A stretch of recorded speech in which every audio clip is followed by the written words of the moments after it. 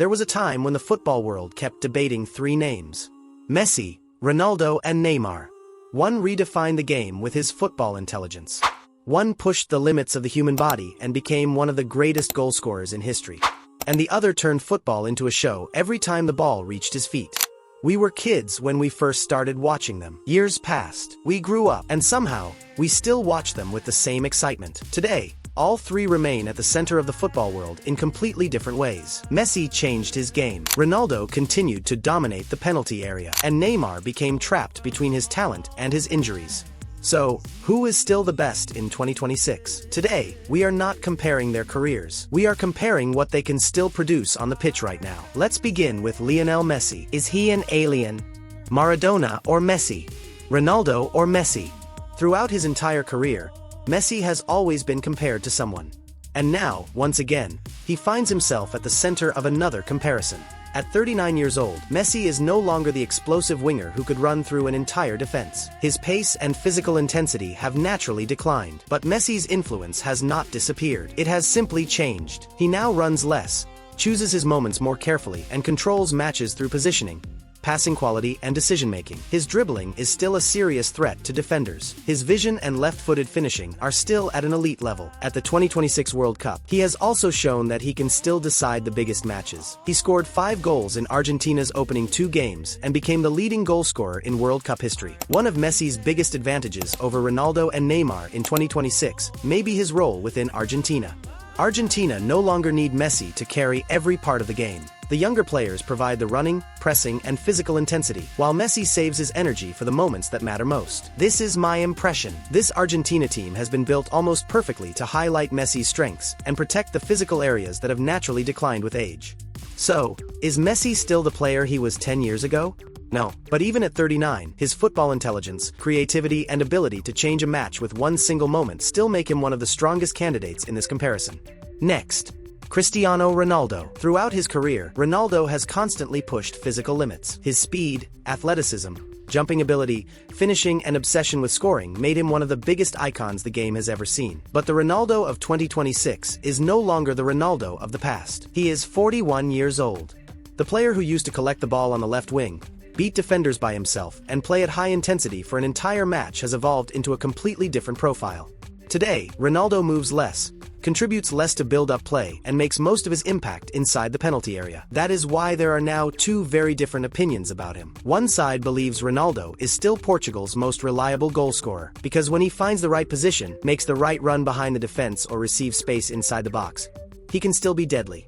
The other side believes Portugal's attacking system sometimes becomes too focused on him, and that can limit the natural game of creative players such as Bruno Fernandes, Bernardo Silva, Vitinha, and Rafael Leão. At the 2026 World Cup, we saw two very different versions of Ronaldo that supported both sides of the argument. Against the Democratic Republic of Congo, he was ineffective. He had very few touches, struggled to connect with the attack, and Portugal became predictable as they repeatedly tried to find him. But against Uzbekistan, he scored twice and once again showed how dangerous he can still be inside the penalty area. In the same match, he became the first player to score at 6 different World Cups and became Portugal's leading goal scorer in World Cup history.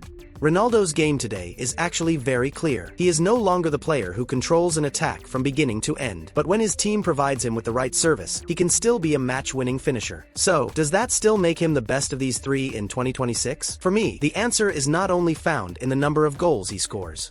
It is also found in how much he improves Portugal as a team. Finally, let's talk about Neymar. Messi and Ronaldo managed to reshape their games as they grew older. Neymar's story is slightly different, because talent was never his biggest problem. With his close control, dribbling, creativity, final pass, and individual skill, he became one of the most gifted players of his generation. But injuries repeatedly kept him off the pitch during some of the most important years of his career. At 34, Neymar's return to Santos was seen as a romantic new beginning. But because of physical problems and an interrupted match rhythm, he has struggled to consistently return to anything close to his old level. The main question about Neymar today is not whether he is still talented. Of course he is. The real question is how long he can still show that talent on the pitch. Brazil have fast, athletic, and dangerous one-on-one players such as Vinicius Jr. and Rafinha. But at times, The team still needs someone who can slow the game down in central areas, play the decisive pass, and unlock a deep defense. Neymar can still perform that role. He no longer needs to carry the entire team for 90 minutes. Sometimes, a few special touches, one pass, a free kick, or one individual moment can still decide a match. But first,